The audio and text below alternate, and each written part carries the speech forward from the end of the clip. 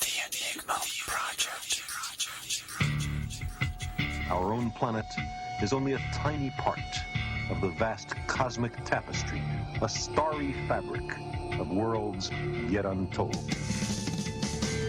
For the next 90 minutes, your mind shall become engaged with minds that are very much like your own.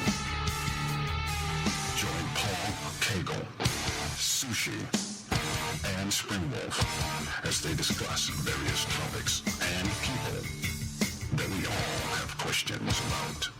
You're taking part in the Enigma Project.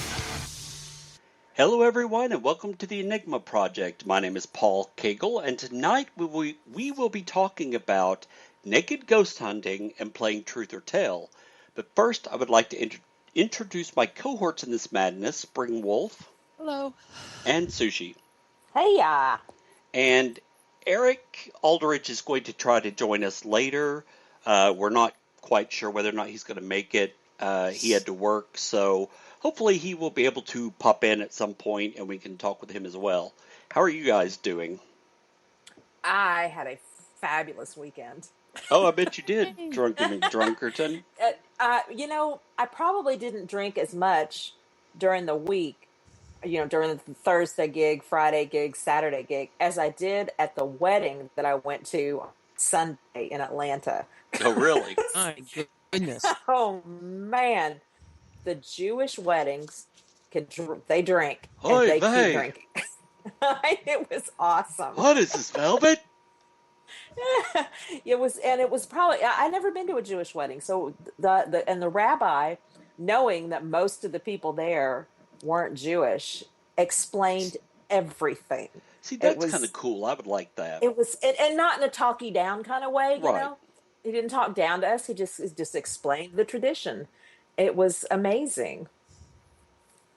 Yeah, so I had a wonderful time. Someday I'll tell you guys all about it, because there was a consummation room. Oh, my stars. Dear Lord. Did you go in there and visit? Sushi, you cannot afford to get pregnant. No. You cannot afford it. They actually do that, but tradition holds that they still go away in a room by themselves. So I guess they can choose whether to or not. So, I guess someone's saying that they're having sound issues. Can you guys hear us over there? Well, Evil's the only one in the chat room, so... Can you hear me now? Can you hear me now?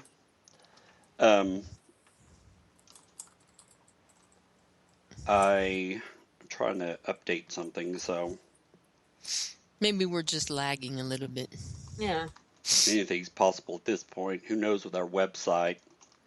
No, but I'm going to test it here in a minute and see. He says he can hear it. Okay, good. And we're good. All right. So Jewish people consummating, and not sure what else we've talked about so far on the Enigma Project. I'm so confused. I have to go update certain things when the show starts. Otherwise, it's a blank page, and I don't like that, and it drives me crazy. So that's usually what I do while you guys talk for a minute. Well, it was a good weekend for our pagan holiday and the full moon coinciding together. That's Nice. correct. Happy Ostara. Mm-hmm. There you go. Yeah. We had our ham and stuffing. I didn't do anything special. I went out to eat Mexican with friends, and that was pretty much it. And then I worked on the website all day. So What day was it? What day was it? yesterday. It depends on how. What day was it? It depends on some people do it beginning Saturday night and into Sunday. Some people do it Sunday night and into Monday. So depends on your tradition. Okay. Yeah. And then some people do it astrologically, so it's like whatever degrees the sign is, that's Right. when it is. And well, I guess they couldn't do it with this one, could they? Because it's the length of the days. Mm-hmm. So, I don't know. Well, the solstice itself was, I believe, Sunday Right. Saturday just after midnight. So technically it would be Sunday early morning hours. Right. Technically, according to the Naval Observatory. The naval. What does your naval got to do with this? No, Anyway. no. I go to the good sources for my information. Good sources. Yeah. So anyway. Before we get this madness started, I want to remind everyone to check out our blog at enigmaproject.com. I have been working on the website, so if it's in shambles or not working correctly, I am in the process of fixing it. But I am setting up a calendar there that has our upcoming shows, what they're about, and ways that you can subscribe to the calendars. I almost said cameras. Subscribe to the cameras. That's right.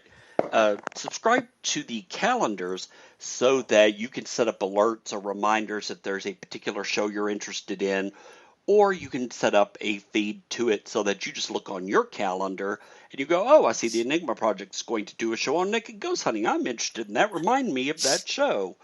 You can set it up with Google Calendar, iCalendar, Outlook, all kinds of different stuff. So I'm hoping that will help people, remember when the shows are and see what shows we've got coming up. But you can also check out previous shows. You can check out blog posts, and you can send us questions or comments from there. You can also send the calendar is a wonderful idea, by the way. Yeah, thank you. You're welcome. You can also send questions or comments to paul@enigmaproject.com or call the hotline at 423-521-2930. Don't forget to check out Spring's blog at springwolf.net, and please help spread the word about the show. If you missed last week's show, we talked about black-eyed kids, and that topic turned out really great. That's one of my favorite topics anyway. I enjoyed talking about it and hearing about it and stories and everything else. Now, this week's show was supposed to be animals possessing humans, but we've moved that to next Monday, and this Monday is actually naked ghost hunting, and we'll get to that in a moment. But if you're listening on Spreaker, or if you're listening through Facebook or Twitter, and you want to join in the chat room, then you can join us at enigmaproject.com/listen-live, or just go to enigmaproject.com and you'll see it at the very top, Listen Live. Click on that. It has our chat room and our show where you can listen to it there, and that's where we all are right now. And chatting, there's always an interesting topic going on in the chat room. So if you guys want, join us there. We would love to see you and talk to you and kind of go from there. And Tater said part 2 because he was at the original Naked Ghost Hunting, which was SEPS Paranormal Podcast last Sunday, not yesterday, but a week from yesterday. Okay, so the way this came about was Eric and I were talking on a show on the SEPS Paranormal Podcast about weird paranormal requests that we've received. And one of his was from a scouting agency, I guess, contacting him to ask if he or anyone in his group would be interested in participating in a naked ghost hunting show. And he said, no. And then was talking about it, and I said, oh, that'll be our next topic.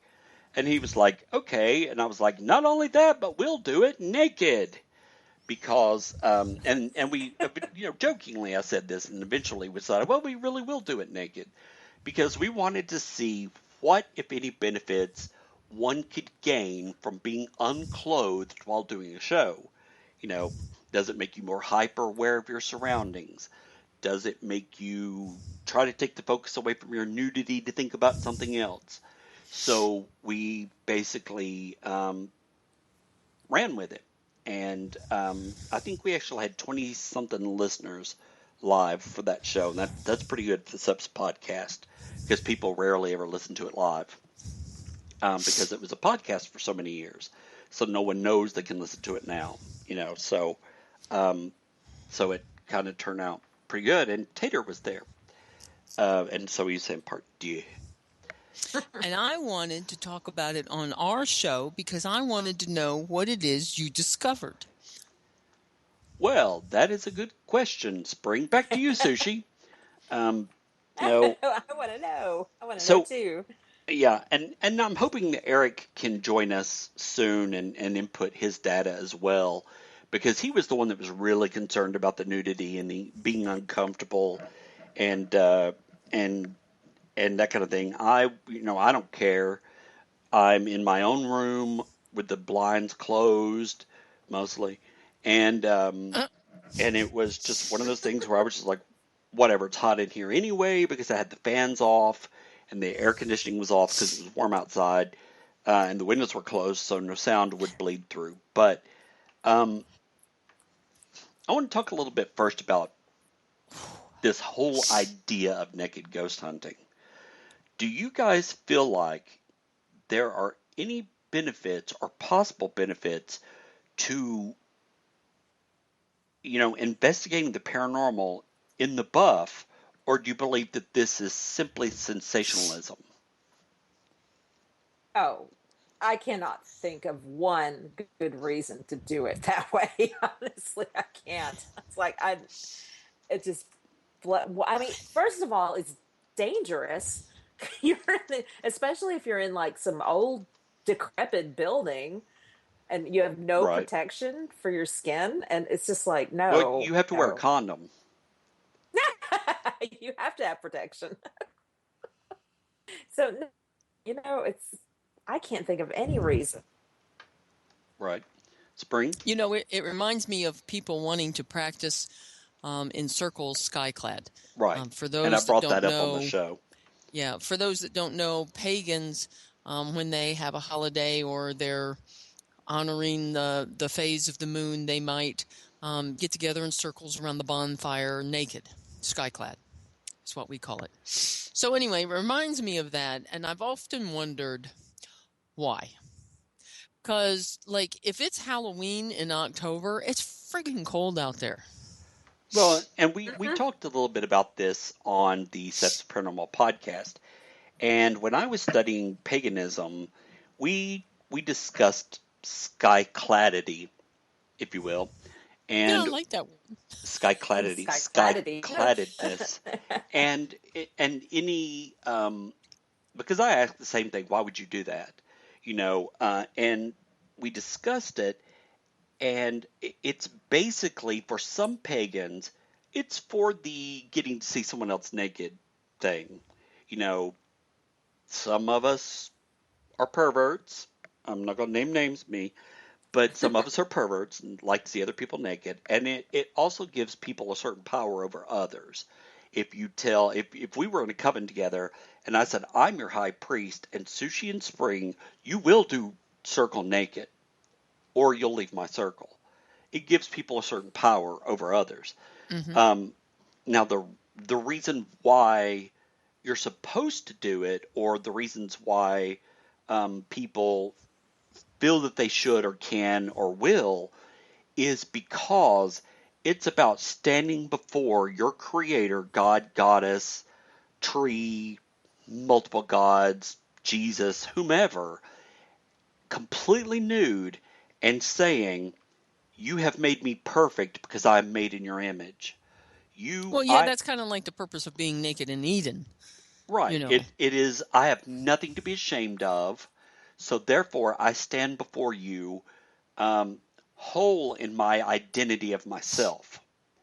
And so with pagans, sometimes to do, and this is not with all of them, this is just how we did it, and we never did a skyclad ritual together, but I have done them on my own just for, uh, practice and to say I did it. But the purpose is to not be self-conscious, to take yourself out of self and say, I am perfect the way I am. Not that I'm gorgeous and I'm built well, but that I am not going to let the awareness of my flesh stand between me and the goddess. It's basically accepting yourself for who you are and stripping away all the masks and then standing before God. One Well, of the I things. oh, Go ahead. okay, thank you. I understand that maybe more in a religious context, but as far as ghost hunting, I don't get it. Yeah. See, one of the other things that I read when I first got into paganism, um, the honoring thing, standing before the divine, that was the most prevalent reason that I found. Then I found a couple people that said one of the reasons they practice skyclad is because it makes them closer to nature, that they don't wear all these synthetic things, Right. or even if they're wearing natural fibers, those fibers or those clothes were probably created by some machine. So if they take all of that off, they feel closer to nature. I can kind of understand that. And like you, I have done skyclad in private before. Sometimes you're doing a ritual that you feel you need to. There are certain rituals that you feel you need to, in order to honor the energy you're trying to build up. I get that. Right. But like Sushi said, when you're talking about ghost hunting, there's not really a spiritual connection or reason.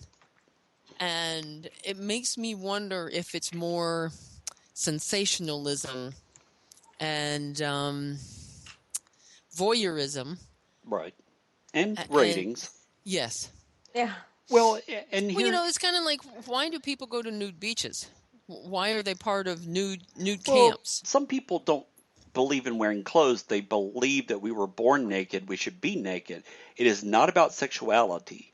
It's Right. about not covering your body and not allowing society to tell you there's something wrong with nudity, and they Hmm. refuse to bend to those rules. So I get that. While I believe I'm in all for keeping, that too. Go well, I have believe in at keeping America beautiful. I keep my clothes on. Yeah. So, but um, but one of the things that I brought up on the other show, and some of the stuff that I've heard other people talk about, you were talking about energy, natural fibers, and stuff like that.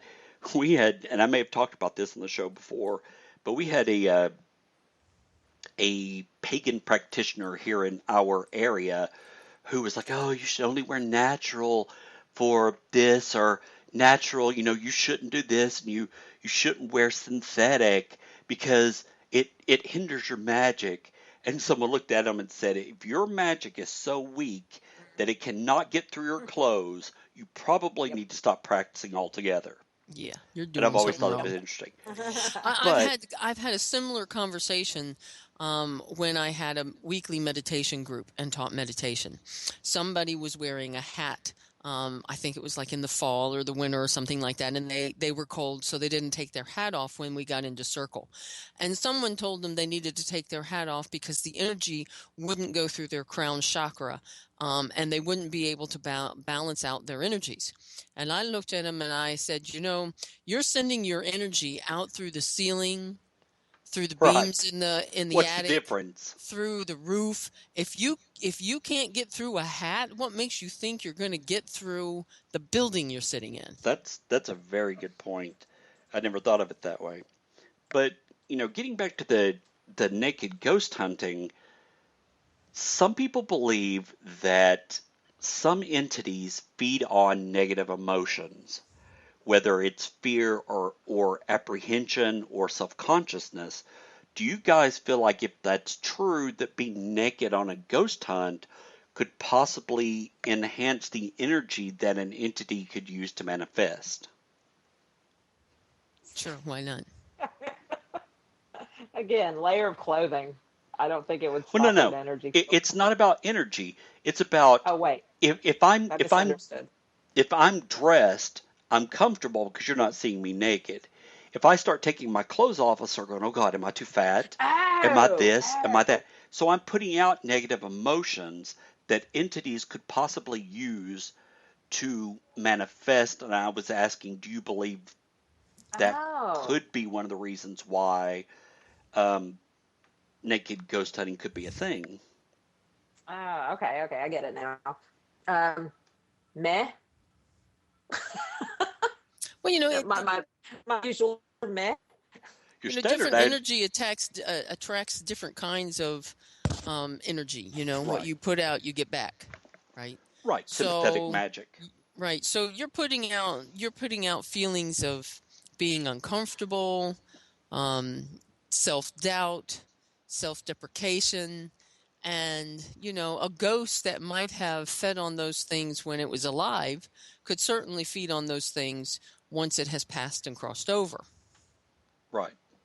So I can see that going both ways.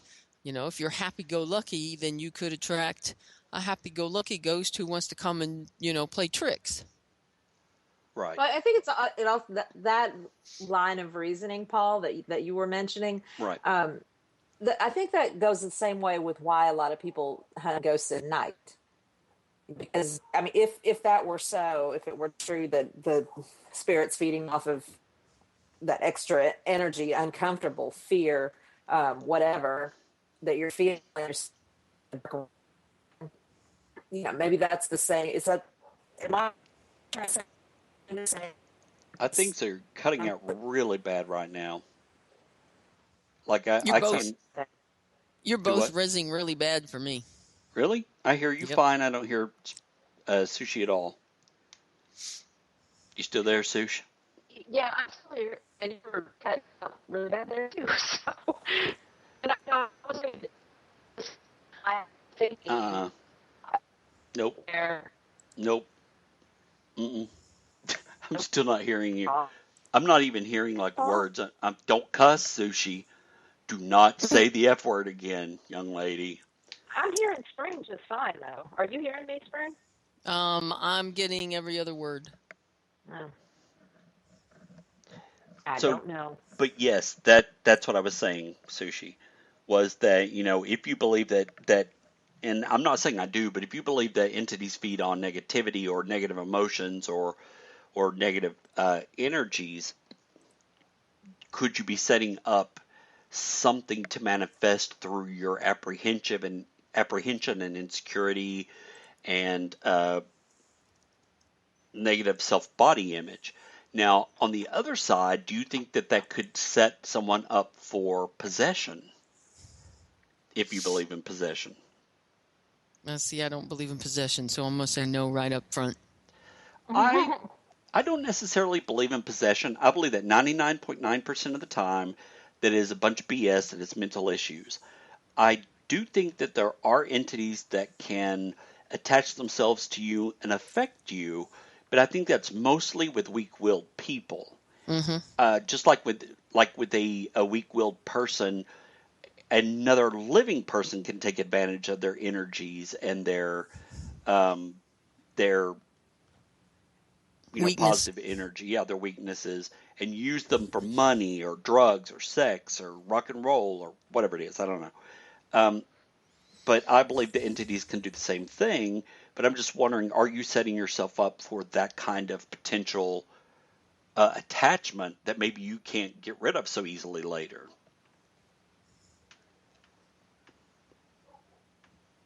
Yes, no, maybe. I think you can get rid of anything. Right, No, I heard you you. can, but would it? How long would it take? Yeah. By the time you get rid of it, it may have, you may have lost your job, quit sleeping at night, and gained 50 pounds. Oh, that's what happened to me. No. Sorry. See, to me, if somebody is that weak-minded that they are manipulated both on the physical and the spiritual, to me, I don't see that as possession. I see that as they're making a choice. So is that really a possession? No, I don't think that's really possession. See, I don't think But so I was either. just that was my Yes, stand-in for possession, I since I don't understand believe what that you're it's saying. necessarily possible, because it would Well, be one of the very things difficult to do that. one of the things that you said earlier was, does going skyclad on a ghost hunt help you sense energy? And I'm thinking, for some people that think they're feeling, quote unquote, energy through their skin, that belief, though I don't think it's accurate, that belief could enhance their, what's the word? Perceptions. Perceptions. That's a good word. Yeah. It could make them more in tune because that's what they think they're doing in the Right, because first they place. believe that's what they're doing. Right. And so they open themselves up to the energy more than they would if they were wearing clothes, because they've already put a dampener on themselves saying, oh, I can't do it with clothes on. I can't do this. I can't do that. I agree with that. But I was just curious about that. And that is, kind of the thing that I could see for naked ghost hunting on TV would be if they're trying to generate negative energies to bring about a paranormal event, giving an entity energy to manifest with. Now, here is my problem with all this. Well, one of my problems with all this is that people tune into these naked and scared shows and naked dating and naked this and naked that. You are not going to see anything. They're going to blur everything out. The men's private regions, the women's breasts and private regions are going to be blurred. They might as well be in swimsuits. But you throw naked up there, and that's, oh, I got to watch that. Because sex sells. There is zero chance of you seeing anything because that show has been heavily edited. It's not like it's live and there could be a slip. No, they've edited it. They've had other people go through and check it. And then I believe they have to send it to who are the people that monitor all that? I can't think of what they're called. The censors. Yeah, the censors. The censors have to approve it. So unless it's on cable. Well, yeah, and then all you're going to see are boobs. Mm-hmm. I mean, and you could watch, you can get online and watch that, but you're not going to see anything else. Now, you may see, pretty men and women with their muscular bodies mostly exposed. And if that's what attracts you and you want to watch that, I get it. But you're not going to see anything, all the juicy bits, so to speak, aren't going to slip. Evil in the chat room said that's a weird thing that Americans do. We blur it out as if large parts of the population haven't seen naked people. I know. And we have to remember that the United States was actually populated in the early years by Puritans. And a lot of that puritanical perspective about modesty and, you have to be good for God and all that other kind of stuff was very prevalent by the time settlers really started coming to the States. And it hung around. Well, I found it very interesting. The same thing in England. Right. Once you get into the nighttime television, they're not so uptight. Prudish. Exactly. Yeah, their language on television is much more graphic than ours, and that's regular TV. That's not even cable. But they're the same way with nudity. Right, and I find it interesting that for such a Puritan society, that porn is such a booming industry. It's not the same 10 people watching porn over and over and over. Right. It's, some of the same Christians that go to church every Sunday and go, oh, don't show that on TV. Now, I get part of the reason why they do it is so that an underage child doesn't roam through and accidentally see something on television. But if you were to tell that underage child that it's not a big deal, that nudity is not a big deal, it's nothing to be ashamed of, I don't see what the problem is to begin with. I don't think you should go around flashing yourself to everybody, but I don't believe there's a problem with nudity. There's nothing wrong with the nude male or female form. We've been told there's something wrong with it, and it's ingrained into our culture. Yeah, our culture and our personalities. Plus the images of what the media sells us as beauty, and then we're stuck with body shaming, and it's like, oh, Yeah. so now I don't want to be naked. No Right. thanks.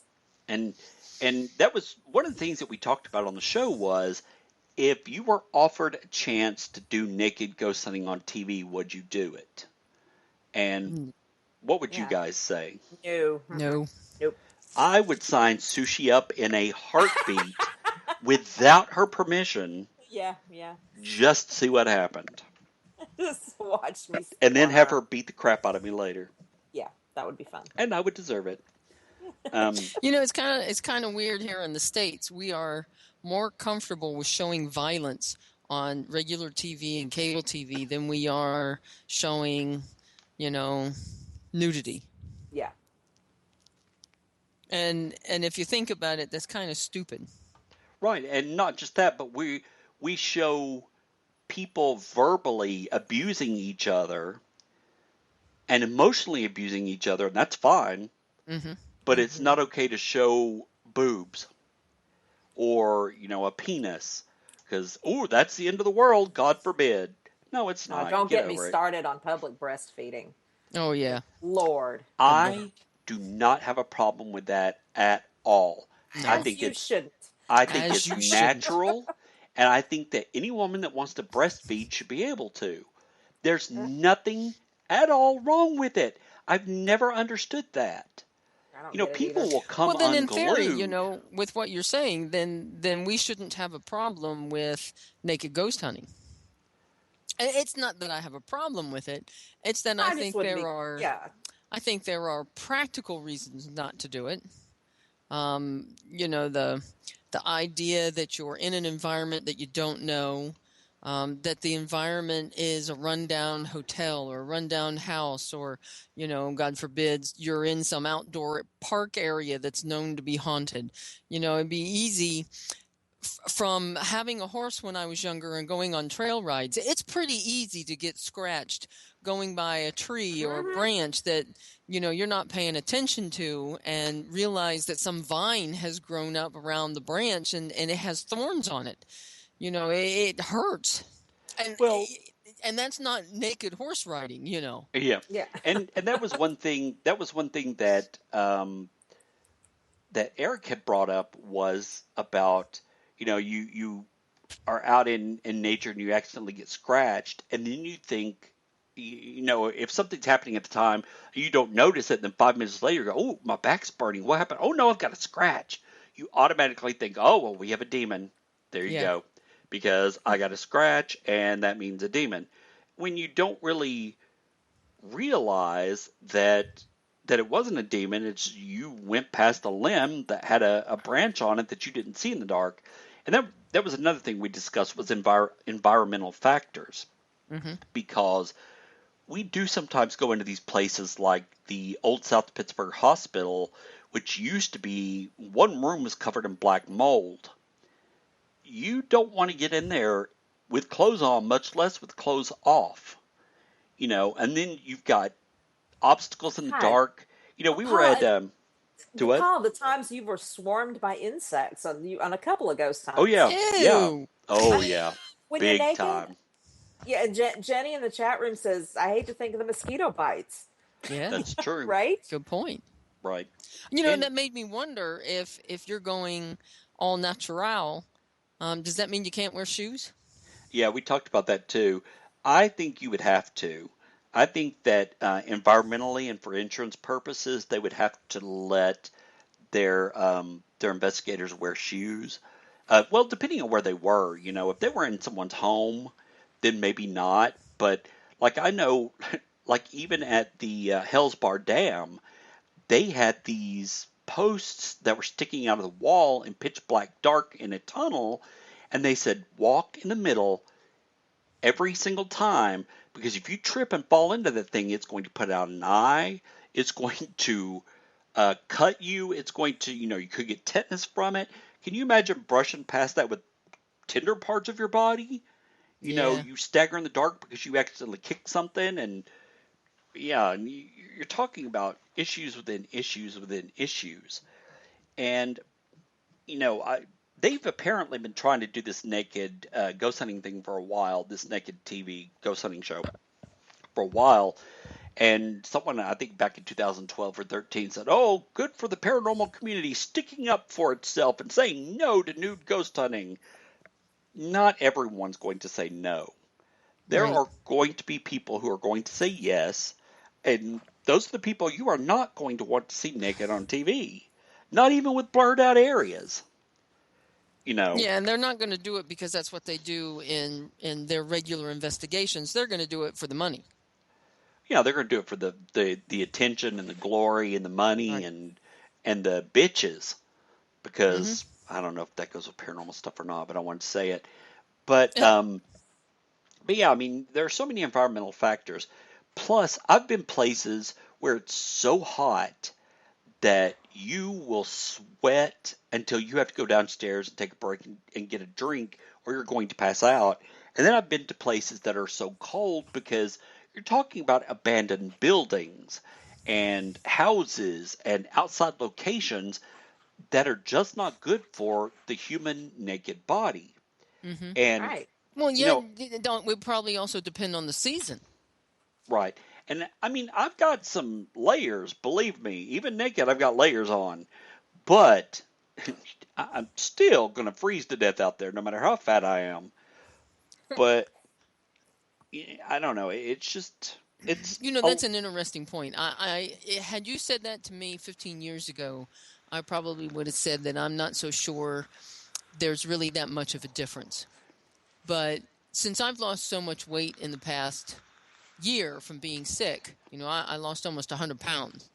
At one point, the doctor said that if you were, the body mass thing, I was about 112 pounds. And I was cold all the time. I'm sitting in front of a heater. I've got blankets on me, well, and your and I'm iron was still probably freezing to low death. too. That blubber that you've got around you, no matter how little or how much, it really does It does insulate insulate, you. yeah. So for those people that would think, that can't matter that much, I think it can now. Now that I've been through that experience, I think it does matter. So it's going to matter on any kind of investigation. And if you're freezing when you're on an investigation, how much are you paying attention to what's around you? You're not. And, you're not going to pay attention. You're going to miss things, including steps and limbs and ghosts and everything else. And it's not going to be good. And it could be dangerous. Yeah. But so, do you think that naked ghost hunting would, if an entity fed on negative emotions, and we're going from uh, in theory here, we're just going on theories. If a naked ghost, no, if a ghost fed on negative is what I was trying to say. I said negative on the last show, and it became a word with negative emotions. No, but if a ghost fed on negative energy, and you have negative emotions coming from you because you're self-conscious and you're scared and you're insecure, do you believe that a ghost hunter would get more paranormal data or less paranormal data? See, I don't think it would be accurate data because if you're talking about investigating a place that's known to be haunted, you want to be able to investigate the energy that's there. And if Right. you're going in with negative emotions and attracting negative spirits, well, ghosts, if you're attracting negative ghosts, how do you know for sure that those ghosts are always there, or if they're one of the many traveling ghosts in the world that they just picked up on your energy and decided they'd come by and visit? Okay. When it comes to show results, people don't care. Mm-hmm. All they want to see is paranormal happening. They Right. want to see something move or someone get scratched. They don't care who the ghost is or whether or not that ghost is there 24/7. All they care about really is results. And they really want to see something happen. So that's why provoking was a thing for a while, because well, it was with certain shows, because you go in, nothing's happening. You go, screw you, do something, I dare you, you effing mother effer, I dare you to, and what they're trying to do is rile up the ghost. They don't care how they get the data. They just want the data. They just want the results so they can show it on TV and go, look what I found. I found 20% more paranormal data than Ghost Hunters and Ghost International put together. Yeah. Jenny said something interesting in the chat room. I bet you could get some interesting EVPs. Could you imagine being naked, say, in an old prison site? Yeah, that would be interesting. And by interesting, I mean scary. Well, on the same token, can you imagine the kind of EVPs or data you could pick up if you were naked at an old seminary? Right. And that was one of the questions I asked was, do you think that naked ghost hunters could actually do the exact opposite with the ghosts and put them off instead of using energy to make something manifest? They go, who's this person naked in my room? Right. And so, therefore, you get less data. See, I can see it going both ways. If you're putting out the energy where you're going to attract something, you can also put out energy that you're going to push something away, because you don't know who that ghost was when they were alive. And if you're talking about a reserved woman from the 1800s who is prim and proper, being nude in front of her is not going to get the reaction you want. As a matter of fact, she's probably going to get a case of the vapors and pass out or leave or go somewhere else. She's not going to stay and go, ooh, what is this nude apparition before me? Let's take a look. No, she's going to be like, oh, heavens to bits. And she's out and leave. And so that was one of the things I asked. And do you think that if you're talking about an intelligent haunting, they don't know they're dead, but suddenly this naked 19-year-old guy is standing in front of them asking questions, don't you think that would also add suspicion into the mix? Mm-hmm. They don't know they're dead. They don't know where they are. And all of a sudden this 19-year-old guy is holding something in his hand, a recorder. He's holding a recorder in his hand. And he, how did you die? How did you get here? That might cause suspicion and alarm and make the ghost take a step back instead of a step forward and get them not to react. I think it's like with everything else. It depends on, okay, I know what good way to put it. It depends on your audience. If one of the places that you're going to go investigate is an old house at an old naked beach, a nude beach place. Now that would make sense to me. Exactly. I could see going there and doing naked ghost hunting because you're fitting in with the energy and the surroundings. But turn the table, going to, visit a seminary. What do you call the places where the nuns go? A nunnery. A nunnery. Okay. You go to the nunnery. A convent. A convent, that's the word. You go to a convent and they may try to close the doors on you. Right. Yeah. Ginny in the chat room said, LOL, Paul, thank you for clarifying what the 19-year-old is holding in his hand. Mm-hmm. And I said, yes, felt I should clarify. But, Sushi, are you still with us? I was giggling at Evil, so I had to turn my microphone off for or a minute both. while I finished laughing. Yeah. I just want to make sure. No, you need to scroll up. We were talking about what the 19-year-old was holding in his hand. I said, a recorder. And, Ginny said, oh, I'm glad you clarified. And Tater said, or both. Yeah. No, it was the bar of soap and the glowing bar of soap in the prison. Can't you just imagine that, like, you're naked ghost hunting and you're, a guy, whatever, and then, you're in the shower room and it's completely empty, and then all of a sudden from nowhere a bar of soap drops. Yeah, a glowing bar of soap. And you're just like, back away slowly. Back away slowly. Back. Don't bend over and pick it up. Yeah. Exactly. That's what I was giggling. Yeah. But, and the other problem, a couple of other things I want to go over, and then we've got to move on to truth or tale. But as far as like problems with nudity, environmental, we talked about that. Weather, if it's raining outside, you can very easily go into hypothermia, and your body temperature drops, and you can get sick and even die. But something else that I talked about was sanitation. What are you going to sit on? Are you going to sit your naked butt in a office chair that people use every single day? You have to worry about sanitation. And then there's the ultimate problem of being naked in front of each other, and that is excitement. Mm-hmm. Yes. You go on, let's say you go on a ghost hunting investigation with your group, and everyone's seeing each other naked for the first time. And sometimes with men, it doesn't have to be about attraction. It could be about being nervous or not wanting something to happen, and it can make something happen. And then you have to worry about what the person who thinks it was directed at them, how they perceive that. Mm-hmm. Are they offended? Are they grossed out? Are they upset? Have you damaged a friendship? There are all kinds of issues that you could deal with here.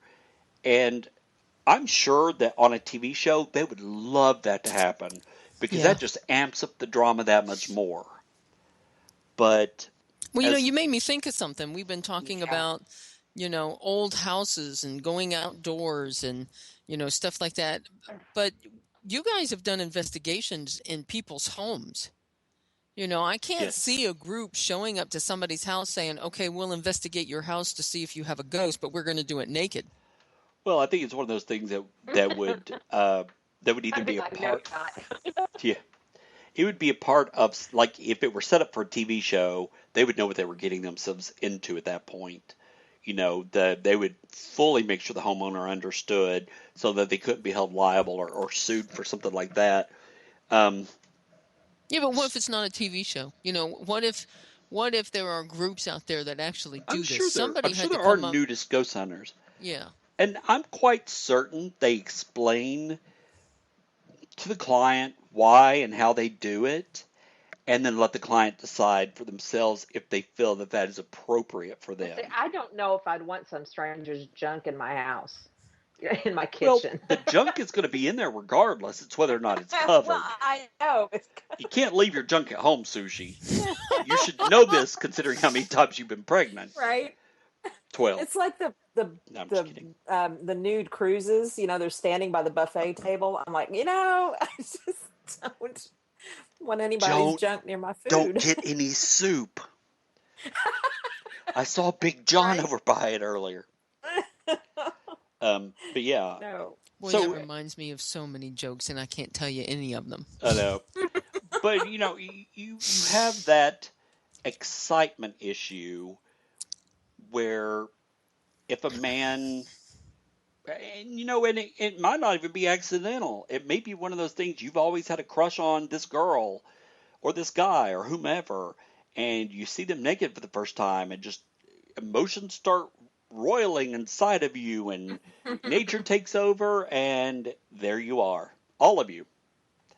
And that can be very uncomfortable and create a hostile environment necessarily, but a very awkward, uncomfortable one. So, there are issues, but final thoughts, because we have to move on to truth or tale, because we have 11 minutes. I want to know what naked podcasting was like, Paul. Well, that is a good question. I'm glad you brought it up. It was just like clothed podcasting, except for I stuck to the seat. Actually, I wasn't the one who stuck to the seat. That was, I put a towel down. But Eric did not. And so he's like, well, we're going to end this show so I can peel myself loudly off of this leather seat I'm sitting on. And I was like, that is great. You made my show. But, yeah. But it's weird at first, because I I didn't have a problem with it. My problem with it was, will we be taken seriously? You know, will people listen to this and go, these guys are idiots. I'm never listening to this show again. I was more concerned about how it might affect how people would see us and whether or not they took us seriously and stopped listening to the show. I was more concerned about that than I was, oh, look, I'm sitting here naked with, all natural, talking and telling people I'm naked. That wasn't a big deal. So it enhanced the show in the fact that I could talk from a first-hand perspective, what it felt like to be in an experimental environment like that. So that part of it was good. But as far as did the show go better because of it? No. I mean, we've done just as good on this show, and I'm completely clothed. So it was interesting. One of the things I like to do is after I send out the promos for the show. It goes on Google, it goes on Facebook, I do it on Twitter, I do it on Reddit, it goes on LinkedIn.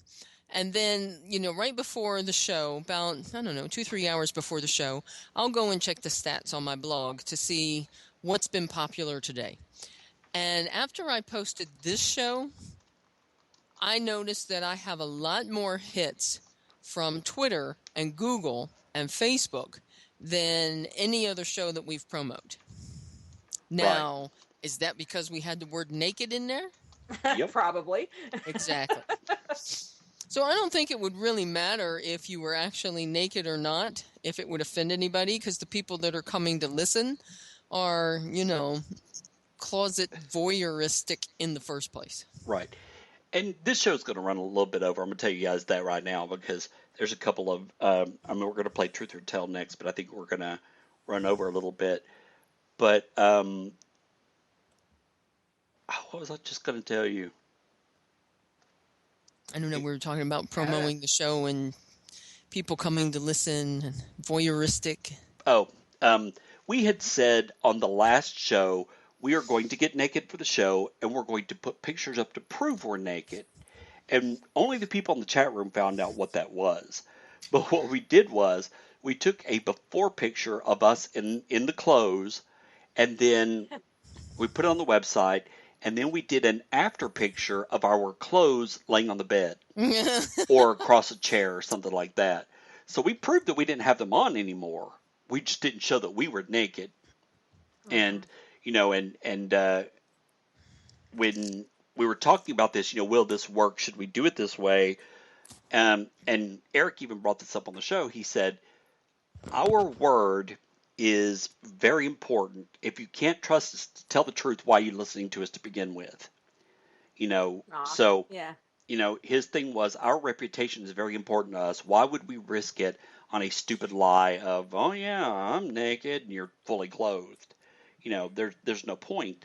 But we got a first-hand perspective of the show and what one might do. Now, Eric had a bigger problem with it than I did, but he didn't have as big a problem as he thought he would.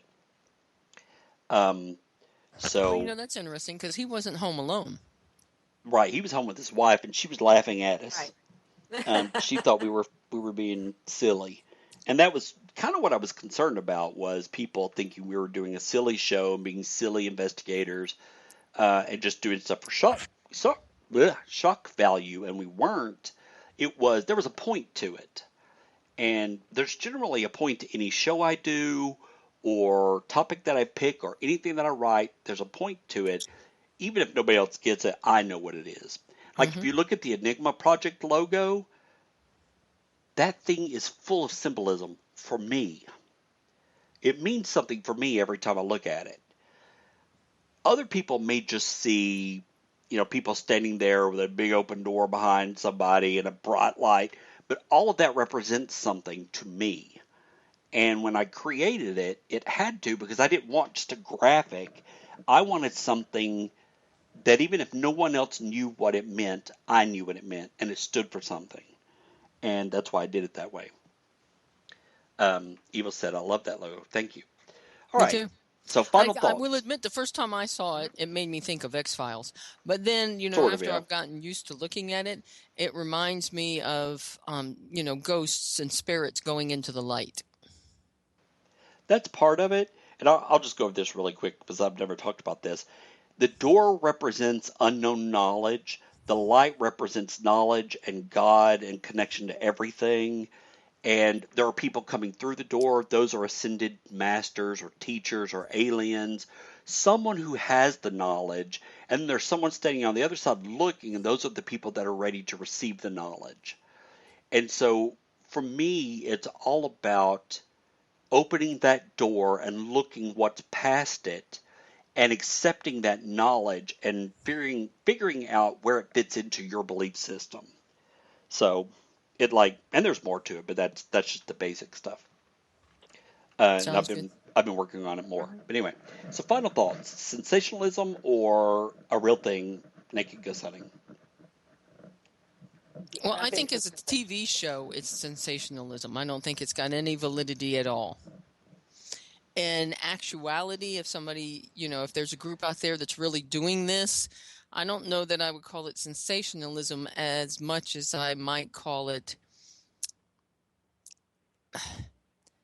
not necessarily immaturity, but misguided perspectives. And it could be a way of life, though, if they're nudists. It may Yeah. just be that's what they believe in. Yeah, Sushi? misguided sounds. Sushi, final thoughts? Yeah, I was thinking the same thing. Yeah. I think it's a little misguided myself. And yeah, I don't know, if you, are you there?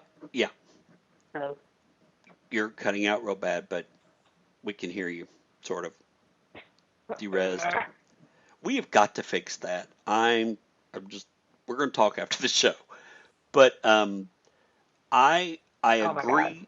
I agree with you guys that I think it's on a television show. I think it's nothing but sensationalism. It's just tune into this show so you can see blurred out boobies, and I think that's all there is to it.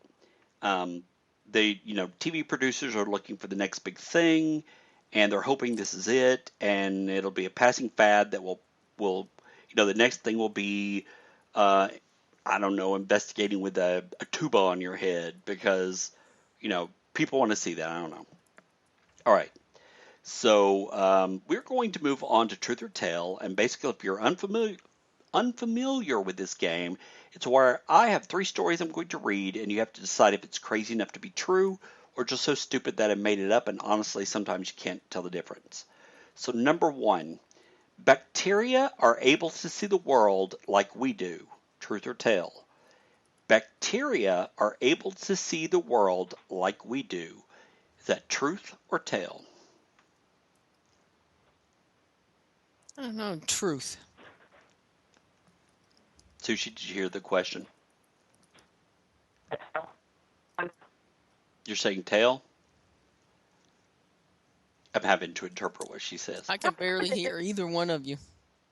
I hear you fine, Spring. I can't hear Sushi much at all. All right. So that is the truth. Bacteria can turn their whole body into a camera-like lens. These microscopic organisms, which can be found absolutely everywhere, have remained at the center of scientific mystery spanning over 300 years. How does an organism that relies on sunlight to survive know where to look if it doesn't have any eyes? The answer, as it turns out, is that bacteria are able to see by turning their entire body into a camera-like lens which is capable of focusing sunlight onto a particular spot.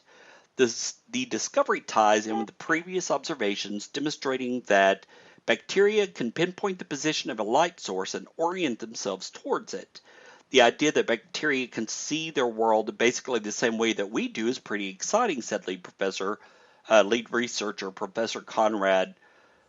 Why can it not be a normal name like Smith? Why has it got to be like Molyneux? Our observation that bacteria are optical objects is pretty obvious with hindsight, but we never thought of it until we saw it. and no one else noticed it before either, despite the fact that scientists have been looking at bacteria under microscopes for the last 340 years. Alrighty. So number 2, scientists have ruled out a real-life Spider-Man, stating that he would have to have hands 43 inches across. Truth or tale? Scientists have ruled out a real-life Spider-Man, stating that he would have to have hands 43 inches across. Truth or tale? True. I can see that being true. Okay. So you're both saying true on that one. Yep. Yeah. That is the truth. Now here's what gets me about this.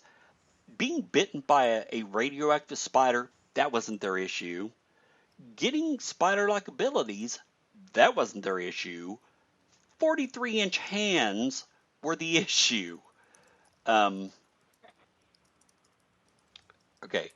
so could Spider-Man really climb up walls? Spider-Man might be able to do whatever a spider can in the comics, but when it comes to realism, it turns out that the masked web-slinger is ill-equipped to tackle even the simplest of objects. While it is possible to have hands and feet that can stick to walls, to be able to support his own weight on a vertical surface, Spidey would need hands measuring 43 inches across. The revelation is based on the findings of University of Cambridge zoologist David Labonte and animal ecophysiology lecturer Christopher Clement, who cataloged 225 different species of frogs, insects, and lizards that have the ability to climb up vertical walls. There really are 2 options if you want to get big and you want to stick to a wall, said Dr. Clement. You can either get relatively bigger pads so that the pads you have need to increase in size relative to your body, or the pads you have had to get stickier. The researchers are hoping that their findings will aid in the future development of robots capable of climbing up walls, something that could prove invaluable in disaster recovery operations, where the ability to scramble up the side of a partially collapsed building could help to save lives. So at least they had a good purpose for it. All right, so number 3. An interactive cannibal exhibit has opened in San Diego's Museum of Man. Truth or tale? Cannibal exhibit? Yes, an interactive cannibal exhibit has opened in San Diego's Museum of Man. Truth or tale? Oh, sure. Why not? Define interactive. Kill and eat. No. I'm going to say false. I All right. can see it happening. I'm going true. So Julie, the psycho of the group, is saying true, and Spring, the normal one, is saying tail. Strangely enough, Sushi is correct. That is the Oh my truth. stars. The Museum of Man in San Diego has launched a new interactive exhibit dedicated to a topic that tends to get us pretty excited here at the Cult of Weird. That's right, consuming human flesh is no longer just humanity's greatest taboo. It is now educational and wholesome fun for the whole family. Recommended for children ages 10 and up, of course, because gnawing on friends at recess is generally frowned upon. Cannibals Myth in Reality aims to humanize the taboo through stories and hand-on activities, no not eating each other, designed to help you see history's notorious cannibals in different lights. Here are the emotional first-hand account of the Uruguayan rugby players who were trapped high in the Andes Mountains, resorted to cannibalism to survive, learned why European explorers falsely used the label of cannibal to enslave and control people around the world, step into the apothecary shop to find out how the human body has been used as medicine, and play the Donner Trail video game based on the Donner Party, Will You Live or Die? Oh my God. That's bad. While stranded at sea, decide who among you will be eaten so that the others may live. Maybe you'll be the one who draws the short straw. Finally, figure out if you already do things that make you a cannibal too. Ew. And then it has a menu. Ew. What do you taste like? Beware of the brains. In Polynesia, human meat is called long pig. That I knew. And stuff like that. So Long pig. Yeah, it's called long pig because What? I think we have the same fattiness of a pig or something. I don't know, but Well, when they're doing medical experiments, they use pigs because they're the closest to our anatomy. Ah, right, I did know that. yeah. Interesting. But unfortunately, that is going to wrap it up for this episode of the Enigma Project. I would like to thank everyone who listened, all the people who listen live, all the people in the chat room, and all the people who listen on the various and sundry shows. If you like this show, please go out and give us a rating on whichever one you listen on, Spreaker, iTunes, or Stitcher, whichever one. There are others I know, to help people find the show and help people to start listening to the show. Because eventually I'd like to quit my day job and just do this full time naked. Ta-da! That is the truth. No, but join us next Monday when our topic is going to be animals possessing humans. And that should be very interesting. I've got a lot of research to do between now and then. But I hope everyone has a great Monday, a great rest of the week, and we will see you all next week. Bye, everyone. Bye-bye. Good night.